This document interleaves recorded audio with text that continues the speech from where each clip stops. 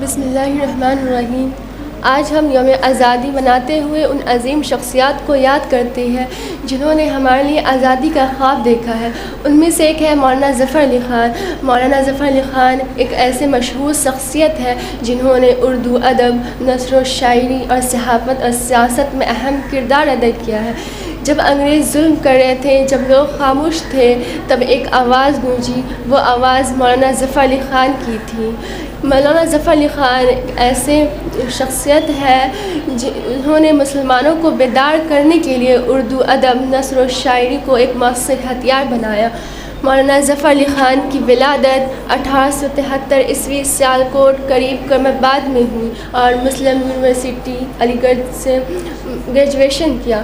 انہوں نے قید و بند کی صحبتیں برداشت کرنے کے باوجود بھی وہ ہمیں سکھا گئے کہ آزادی صرف میدان جنگ میں نہیں، ذہن و قلب کی روشنی سے بھی ہوتی ہے۔ انہوں نے زمیندار نامی اخبار کے ذریعے انگریزوں کے خلاف عوام کو بیدار کیا۔ مولانا ظفر علی خان کو بابائے صحافت کہا جاتا تھا۔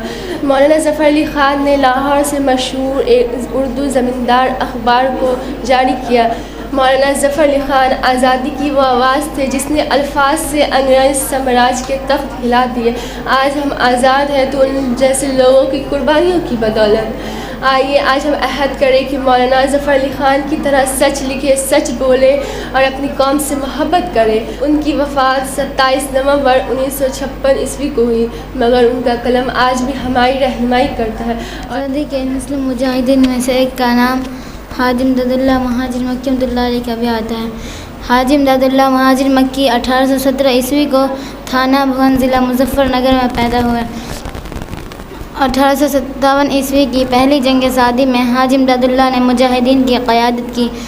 شاملی کی جنگ میں مجاہدین کے سپہ سالار تھے، جس میں مولانا قاسم نانوتوی رحمۃ اللہ علیہ اور مولانا رشید احمد گنگوہی رحمۃ اللہ علیہ سمیت بہت سے علماء، طلباء اور صوفیہ شریک تھے۔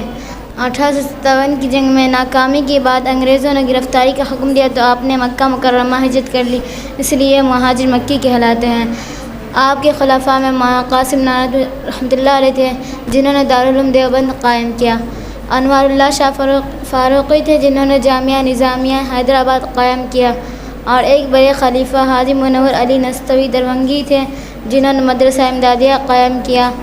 آپ کی وفات 1899 عیسوی میں مکہ مکرمہ میں ہوئی اور وہیں جنت المعلیٰ میں مدفون ہیں۔ سید احمد شہید رحمۃ اللہ علیہ ان کی تحریک مجاہدین کے نام سے جانی جاتی ہے۔ سید احمد شہید کو بچپن سے ہی گھڑ سواری، مردانہ اور سپاہیانہ کھیلوں اور ورزشوں کا شوق تھا۔ خدمت خالق کے ضعیفوں اور معذوروں کی خدمت کرنے کا جذبہ اور عبادت اور ذکر الہی کا ذوق بہت بڑا ہوا تھا۔ سید احمد شہید رحمۃ اللہ علیہ نے 1888 عیسوی میں شاہ ولی اللہ کے نظریات سے متاثر ہو کر جہاد کی تحریک شروع کی۔ سید احمد شہید نے اسلام کی سربلندی کی خاطر سکھوں کے خلاف جہاد فی سبیل اللہ سے 6 مئی 1831 بروز جمعۃ المبارک کو بالاکوٹ کے مقام پر شہادت نوش۔ بسم اللہ الرحمن الرحیم۔ یہ تصویر حیدر علی کی ہے۔ حیدر علی برصغیر کے ان عظیم مجاہدوں میں شمار ہوتے ہیں جنہوں نے انگریزوں کی غلامی کے خلاف سب سے پہلے آواز بلند کی۔ ان کی پیدائش 1720 عیسوی میں بدی کوٹ ضلع کولار ریاست میسور میں ہوئی۔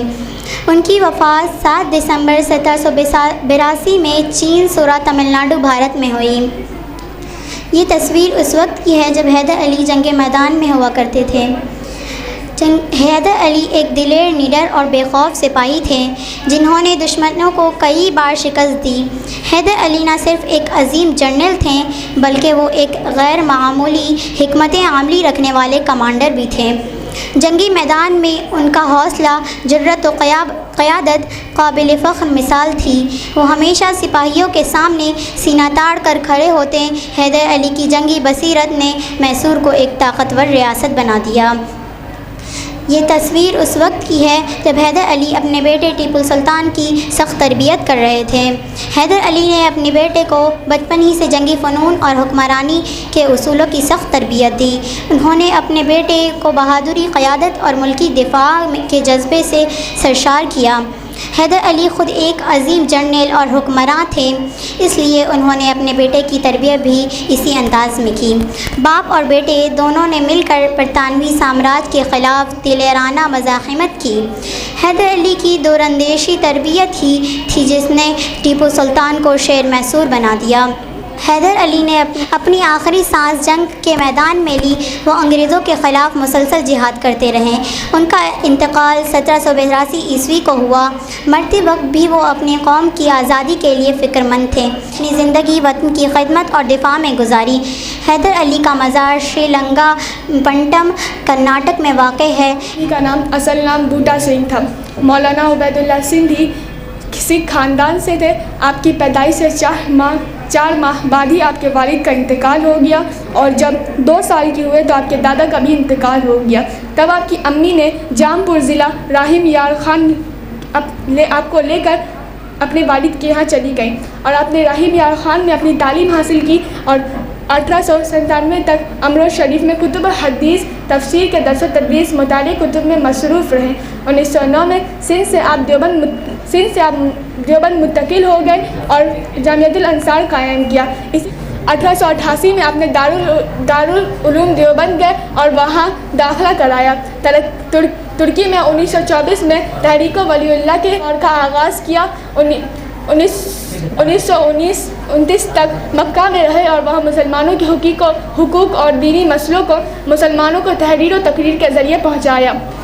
وہ اسلام کی تعلیم کو اجداد و دور کے مسائل کے حل کے لیے موضوع سمجھتے تھے۔ ان کا یقین تھا کہ مسلمانوں کو تعلیم اور احداث کے ذریعے ترقی کرنی چاہیے۔ آپ نے تحریک ریشمی رومال میں بڑھ چڑھ کر حصہ لیا۔ وہ برطانوی حکمرانی کے خلاف بھرپور مزاحمت کے حامی تھے۔ ان کا مقصد مسلمانوں کو سیاسی اور مذہبی آزادی تھا۔ 25 سال تک آپ ضلع وطن رہے اور افغانستان میں آپ نے انڈین نیشنل کانگریس کا ساکھ قائم کیا۔ 1884 میں 15 سال کی عمر میں آپ نے مسلم عالم عبید اللہ مالوکوٹری کی ایک کتاب تحفۃ الہند پڑھی۔